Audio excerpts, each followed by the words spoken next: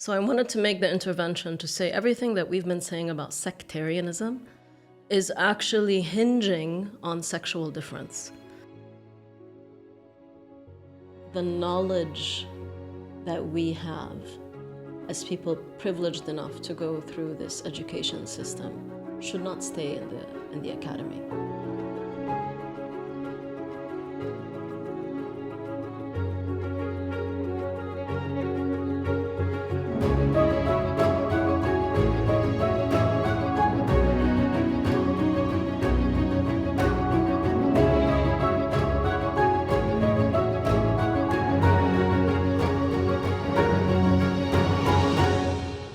Welcome to Minority Law to Go, where we explore questions of law, religion, gender and state power in Southwest Asia and North Africa.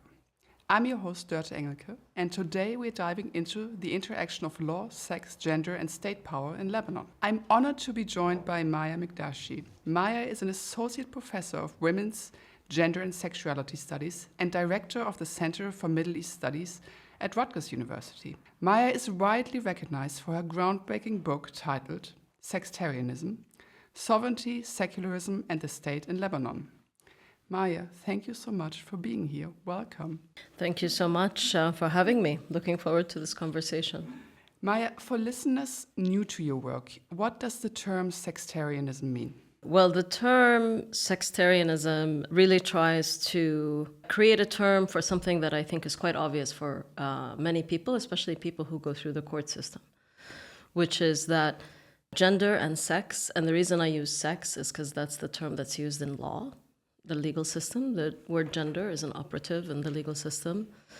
That the interplay between sexual difference and political difference is what sort of drives modern political formations, particularly citizenship and non-citizenship. So the term began when I was doing my research. Initially, I was interested in secularism and state power, broadly speaking.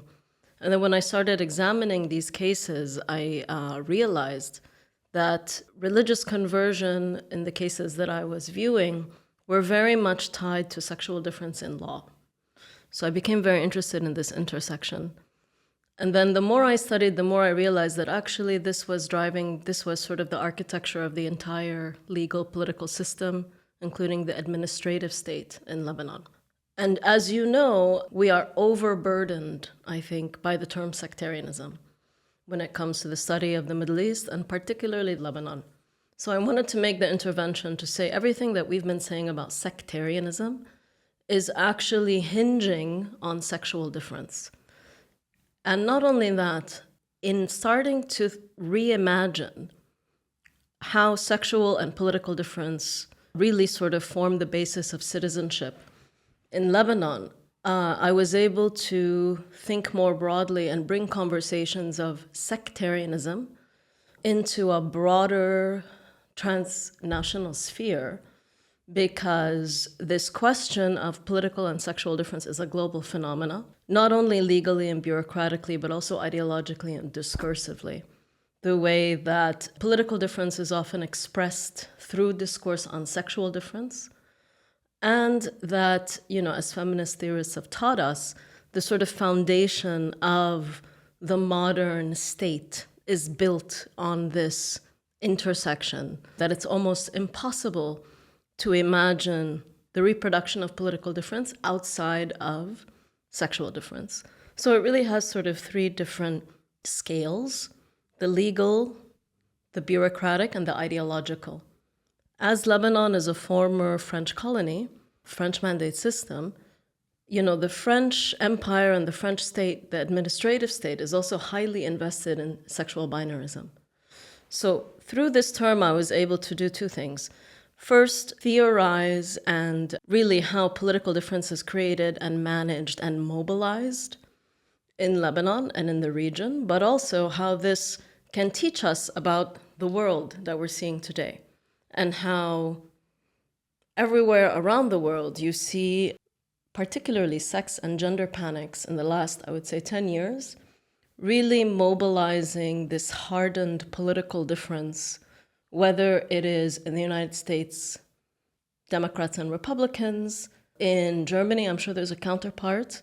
Really, in Turkey and Lebanon, how the discourse on sex and gender comes to define who you are politically in terms of highly polarized groups, which I think we're seeing really increasing sectarianism around the world. But I argue actually that what we're seeing is increasing sextarianism around the world, intensifying sextarianism. Yeah, that's so interesting. So actually, it is a global phenomenon. And we often, there is a discourse, of course, in the Middle East that if we just were to issue one unified family law for everyone, a civil law. So at the moment in Lebanon and in other countries in the region, Christians and other religious communities enjoy autonomy in family law matters, so they can issue their own laws governing issues like marriage, divorce, custody, and so forth. And if we were just to overcome this, we would get rid of a lot of the sectarianism that is embedded in our culture. But then we look at the US, where you rightly say, well, some of the dynamics we are observing are actually quite similar, even though we don't have that system. So what do you think feeds into this? If it's not only this division in terms of family law? Well, one of the things that I realized when I was studying religious conversion is that we mistakenly think that the realm of gender and sex difference, and even sort of religious difference, how it's mobilized politically or organized politically, that we imagine it within the realm of family law. But in fact, this is not something that is the management of sexual difference, is how I sort of think of it in the book, is not something that is located, it's really located across the legal system, the bureaucratic system. Down from citizenship law, which in Lebanon, women cannot grant citizenship to their spouses or children, all the way down to criminal law, right, for things that have to do with quote unquote unnatural sex, or different evidentiary regimes for things like adultery, perhaps, which also exists in different legal systems, down to the level of family law. The way that it functions in Lebanon is that whenever there is a legal case that makes this point about sexual discrimination in law, the High Court, the Court of Cassation, resolves this as saying, well, this is the sovereignty of family law, right? This is the sovereignty of these different religious groups. And in doing that, it says, well, the sovereignty here is over sexual difference. Everyone has an equal sovereignty over sexual difference, and therefore everyone is equal in the eyes of the law. All of these communities have an equal stake, right, in the state.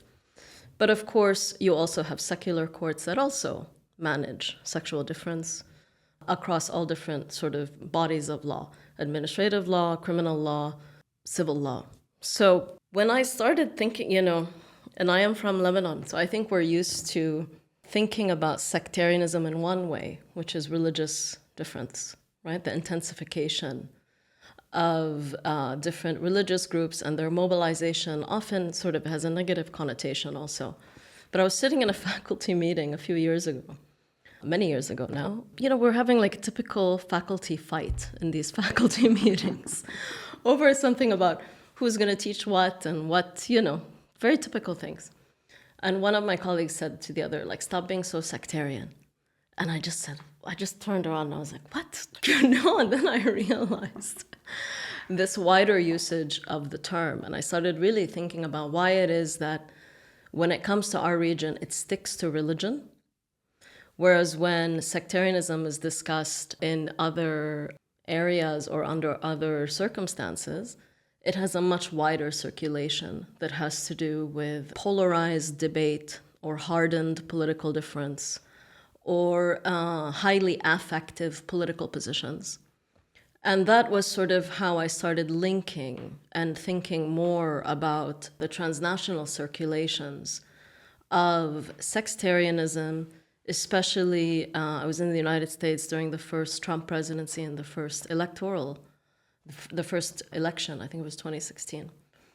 And so much of it was, and even the last election, the second Trump presidency, and also the Biden presidency, so much of how people made sense of their political difference between Democrat and Republican was around issues that have to do with sexuality, with gender, and really they almost started to feel like cultural formations, right? Like being a Democrat, saying I'm a Democrat or I'm a Republican, meant something about who you are in the world. It's not just a political affiliation or someone you voted for. It's almost like an identitarian formation, and that seemed, I recognized it, right? And I recognized how it's mobilized. It brought back memories. Yeah. And also the flexibility of it, right? Like when it's mobilized, when it is not mobilized. And that's how I started really thinking about, okay, there's something similar happening in terms of, so for example, in Lebanon, you have a highly polarized debate over the question of civil marriage. And it really starts to almost take on identitarian frameworks. You know, I am a secularist, and this is what this means. I am against civil marriage, and this is what this means. These two statements say something about who you are. It sort of places you in a map, right? And similarly, in the United States, what seemed similar to me was that when people would speak about these gender panics, these trans panics, right? So all of a sudden, you know, I agree with, let's say, having these books in public school. And that said something, that wasn't just a position about one thing. That indicated an entire sort of edifice, identitarian edifice, and a highly affective one too. And in both of these cases, what is mobilized is the protection of children, right? So it is linked to reproductive rights, it is linked to demographics. Yes, for sure. And importantly, I think demographic anxiety, which is something that I try to parse out in the book, such that how these sectarian panics are very much about who's in our political community, who's outside of it, who's threatening our political community.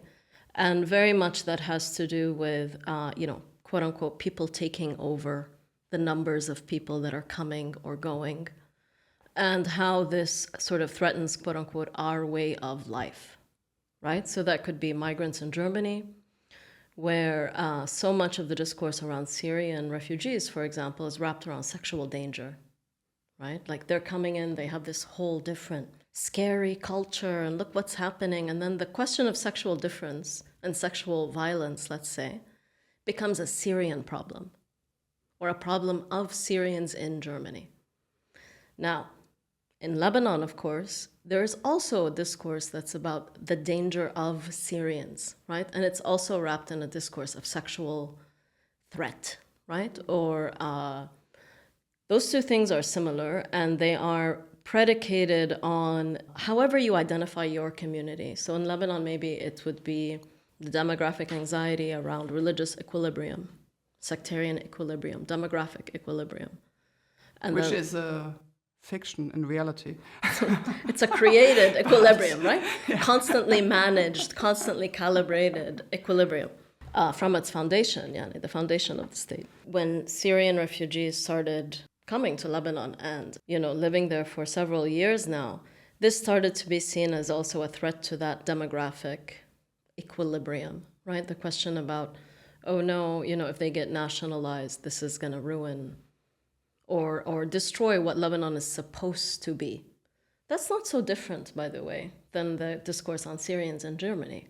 It just has a different organizational structure, right? But the discourse is similar, and it's still wrapped around sexual danger, one of the ways that it gets expressed. How does the state manage bodies, especially women's bodies, through personal status law? Could you share an example from your fieldwork? One of the cases that continues to trouble me, that stuck with me and continues to trouble me, was, and I won't say the name of the court, but it was a divorce case that revolved around virginity. The idea of whether or not the wife at the time of her marriage was a virgin.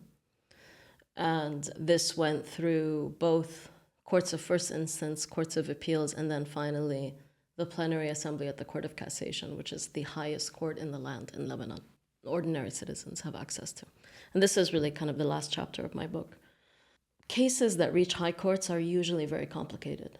That's sort of the condition of acceptance, is that it's complicated and there are complicated questions that need to be answered. And in this case, this was a couple that had been married and it was not a happy marriage, let's say. There were allegations of all kinds of abuse, sexual abuse, emotional abuse, physical abuse. Ultimately, like many divorce cases, when they get really ugly, it was about money. How much money, under what condition, what condition of divorce would allow what kind of settlement, right? And so there were sort of two ways of regulating the body, and I think you see the gender difference in how bodies are regulated. Because we're also talking here about the husband's body, right? And she brought up, for example, well, he had girlfriends in the United States. So what the hell, right? And he was saying, oh no, so they even posed this thing, he had a sort of a case, he had studied in the United States and then had a problem in the United States, an allegation made by a female classmate, which is one of the reasons why he left the United States. And she brought this up, and what he brought up as sort of a compendium was, oh, she worked on a university project with this man. Okay, that was sort of it was a very strange thing. But ultimately, the entire case, all these, photographic proof, for example, physical violence, witnesses, all of these things. But it ultimately all revolved around her virginity, whether or not she was a virgin at the time of marriage. And it had to do with him forcing her to take a hymen exam. It was a very, all of that. So that's the sort of the materiality of the body was evident in many ways. First of all, that it becomes a sort of evidentiary terrain, and not all, bodies are sort of treated equally under that evidentiary terrain. But also the way that it was parsed out was that, and I get into quite detail, I'm trying not to get into detail, but they get into a lot of discussion about hymens.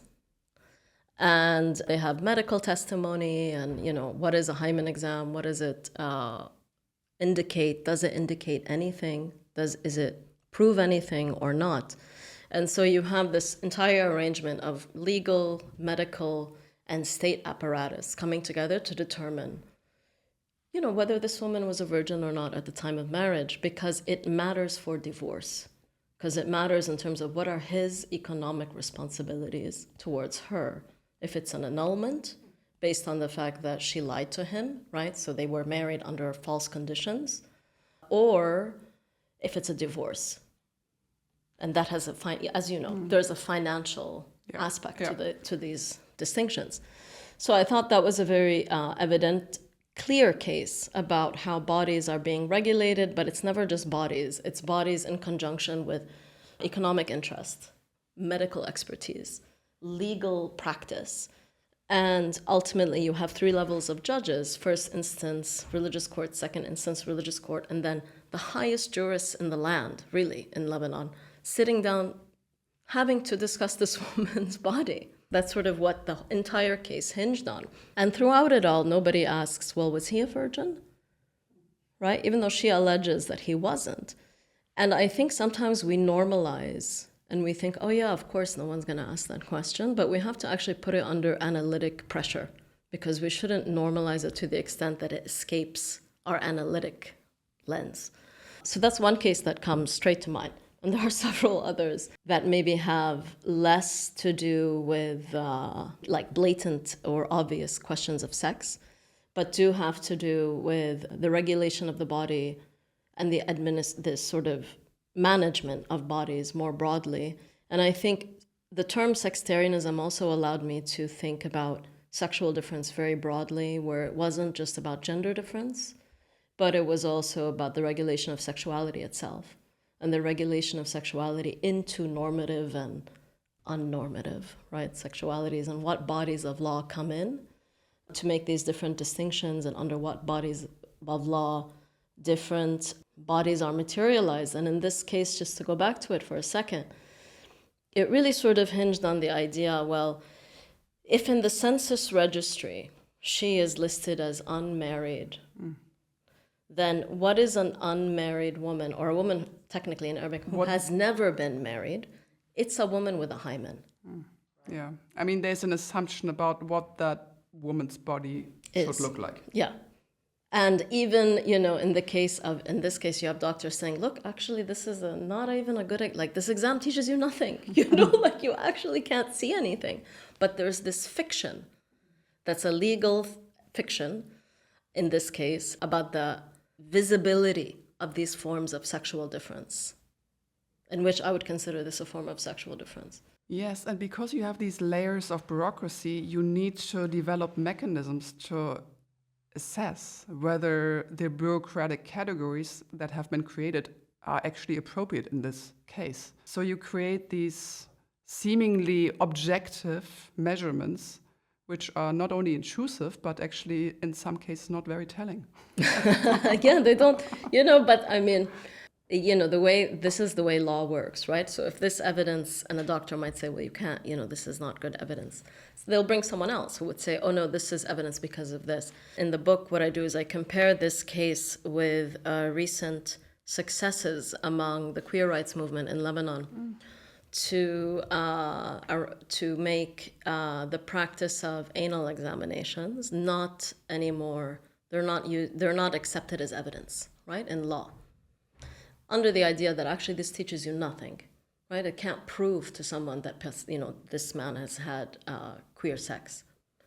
So the question for me became, how is it that there was an entire public conversation about these forms of bodily interrogation and the evidence, what they evident and what they don't, but there hadn't been a public conversation yet about hymen exams? Is that because there is an implicit hierarchy again between men and women? Yes, I think, I don't call it a hierarchy, but I think there is more bodies of law interested in the regulation of women's bodies and the production of what is a woman's body, right, than in men's bodies. Even if you think about so-called anal examinations, were being used in criminal law, but they wouldn't be used in other bodies of law. Whereas a hymen exam could be used in criminal law, family courts, on more bodies of law. And that became sort of the analytic question. Why hasn't there been a social movement to ban anal and hymen examinations? And partly that is because of the wider acceptance of the regulation of women's sexuality itself, whatever kind of sexuality it is, right? Just women's sexuality. And that women's bodies are more public, right? They're seen as more public. And they're more linked psychologically to reproduction. Of course, yeah. And the demographic question again. Yes, the reproduction, the demographic question, and almost sort of national character, national identity, right? So in this case, there was a phrase that was used several times that he had used in a testimony when supposedly he discovered, quote unquote, that she wasn't a virgin, and he shouted in anger, well, I might as well have married an American. And then, the judges are so impressed by this statement. They repeat it several times in the case. And, what showed to me was sort of this also how the architecture of sexuality is built into the national identity, right? So what is an American woman versus a Lebanese woman? A promiscuous woman versus a pure woman. Yeah. Mm-hmm. Right. And those become elements of national identity, supposedly, right? Or you can identify national difference through these different sexual practices. So that's one complicated case. But what I really tried to demonstrate was when we talk about the regulation of bodies, we're talking about all kinds of bodies, queer bodies, women's bodies. And when I say women's bodies, again, I mean all women's bodies, right? And regardless of their sexuality. So to really show how this is a wider, family law is a very central, very obvious place to think about the regulation of women's sexuality and their bodies and the regulation of sexuality itself. But it only kind of is felicitous as it connects to other bodies of law and state logic, right? And I think sometimes we study family law as if it's a lacuna, right? It's just this thing is clearly identifiable and it's different, right, than like civil or criminal or constitutional law. And what I really try to show in my work is actually to say it's a systemic, right? The question of sexual difference is systemic to the modern nation state, period. And family law is not something that only exists when there's a religious court. As we know, all nation states have family law. Yeah, exactly. And you can only make sense of it if you adopt a holistic view and look at different bodies of law in conjunction to one another. Absolutely. Yeah.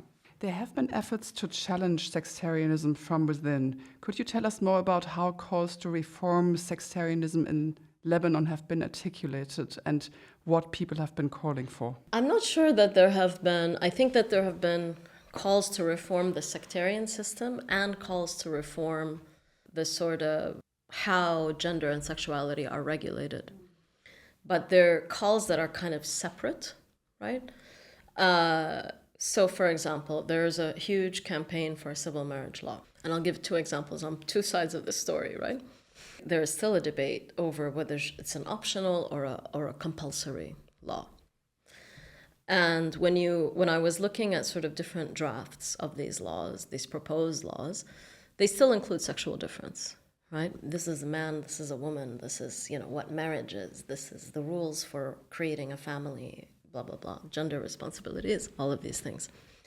So that is clearly was seen as, and it is an attempt by social movements to challenge the sectarian order, but it doesn't resolve the question of sexual difference. It just sort of adds another law. It would be law number 16 in Lebanon if it gets passed, the 16th personal status law.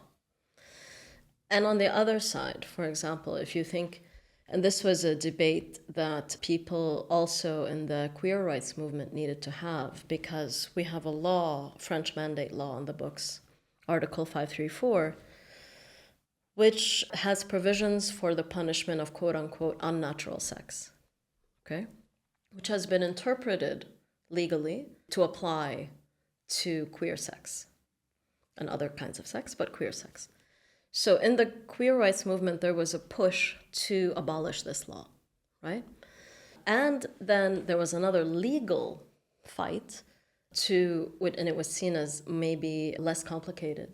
So we've had a few decisions, including an appeals court decision that's based on a new sort of directive from the Syndicate of Psychiatrists that says, well, queer sex is not unnatural, right? So then the decision from the courts would be, and has been, queer sex can't be prosecuted under this law because it's not unnatural, right? Up to the appeals court. But to me, that's not the issue, right? The state shouldn't be in your bedroom, period. It shouldn't have the right to say, this is natural, this is unnatural, and I'm gonna do this and this and this, right? So on both of these fronts, you have one that tries to, solve the problem of, or ameliorate the practical problem that many people have, but also expand the question of personal status to make use of civil and secular authorities and regulations as a way to challenge the sectarian system, but it entrenches sexual difference, right? On the other hand, you have a campaign which has been successful, right, to have these legal precedents that say, oh, well, this queer sex doesn't fall under this law because it's not unnatural. But it does nothing to ameliorate the right of the state to manage sexual difference as a principle. How does sectarianism respond to moments of external shock? So I'm thinking about the recent Israeli bombardment of Lebanon, but also regional conflict, the influx of refugees. What shifts, re-entrenchments, or openings occur in these times? That's a good Small one. question.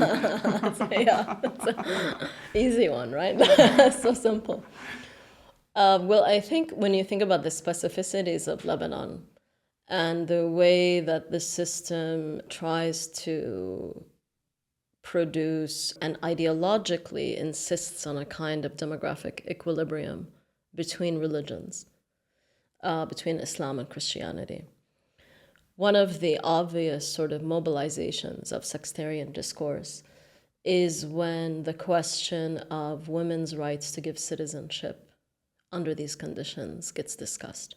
And the sort of public discourse against this right, including the discourse of politicians, is to say, well, this is a backdoor to the naturalization of Palestinian and Syrian refugees, the majority of whom are Muslim.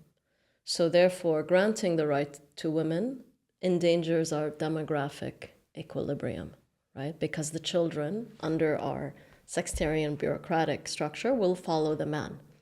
So the numbers will become out of whack. Ignoring the fact that, of course, Lebanese men could marry Syrian women, and these Syrian women would then get citizenship. Yeah, I mean, that's when you know that we're really talking here about sextarianism, not just sectarian equilibrium, because what I would do when I would be answered in this way, right? Or someone would say to me, oh, but we can't, like, the danger here is the question of religious equilibrium. And when a man would say this to me, I would say, oh my God, you're totally right. I've never thought about this. We really have to take this right away from men because it's been decades now and they must have really messed up our equilibrium, right? So you're absolutely right. And the fact that it's like they were so shocked. It hadn't occurred to them. It hadn't occurred to them means that it's sextarianism, right? It's not sectarian because it's traveling through the assumed sexual difference between women and men in a power relationship. You speak about refusing the academic voice of distance. What does this refusal allow you to do?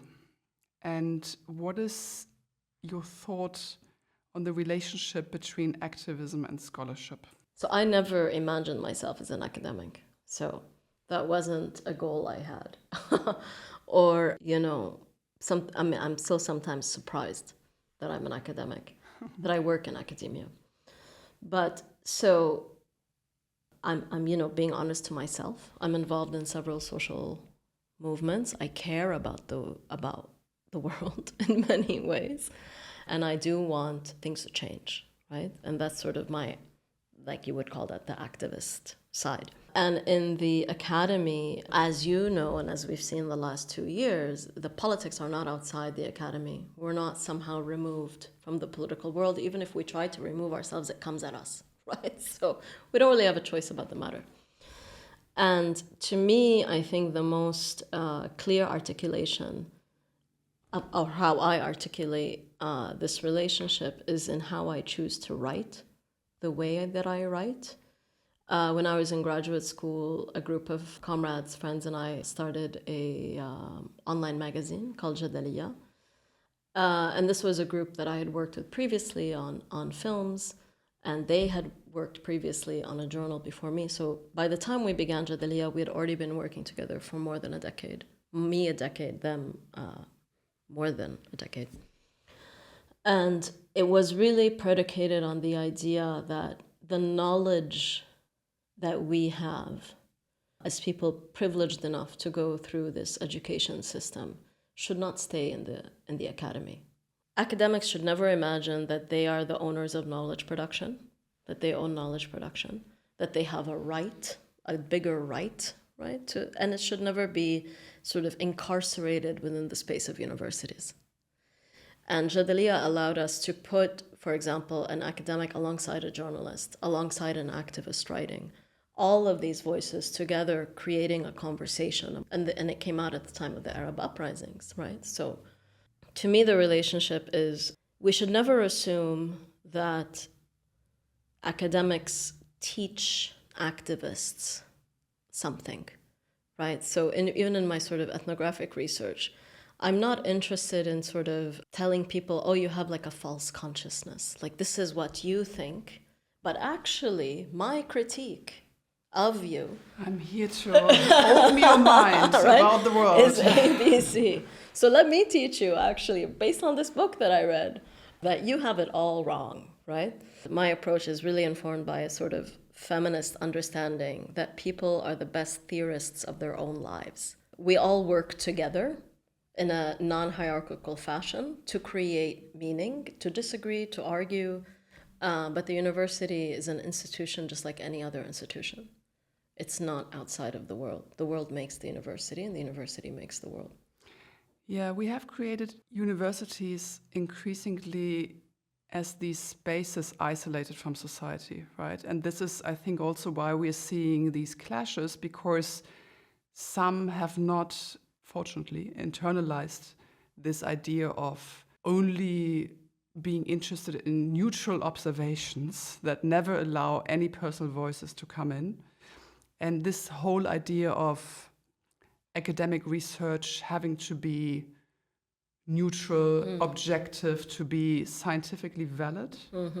And as soon as it brings in personal voices, it would almost be devalued because you are popularizing it.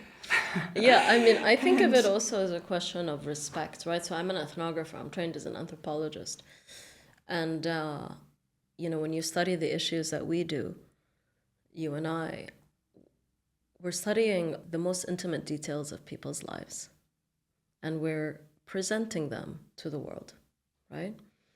Oftentimes, very difficult details. So to me, it's also a question of respect in terms of if I'm expecting people and I'm revealing very intimate things about people's lives in my academic work, working on family law, right? Cases. I mean, you and I know these cases can be quite sensitive. I can't but also be honest, right? I can't but also say who I am in my relationship to this work is, because otherwise it just feels like a dishonest thing. To what extent did this start as a personal project?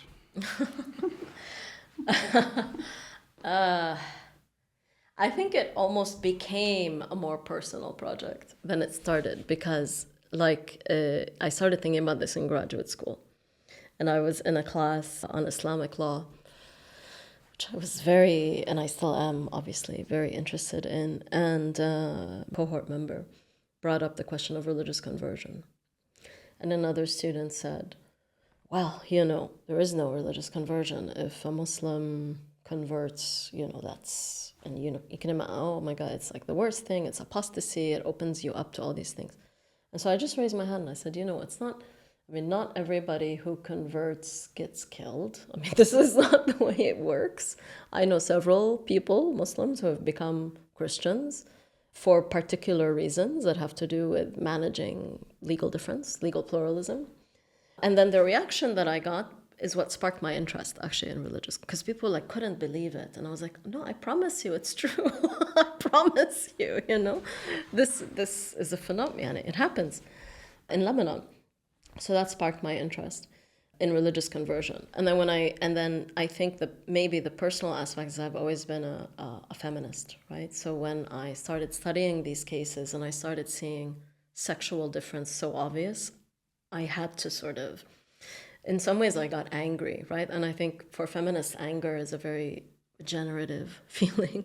So I started looking at these cases and I thought, how is it that all of this literature on Lebanon just talks about sectarianism and doesn't pay attention to the most obvious thing that's right here in front of me, right? Which is that in bureaucracy and in law, this is inseparable from sexual difference. And then I got angry. How is it that there's this entire edifice that ignores, that's only possible actually through ignoring the thing that's staring at you in the face?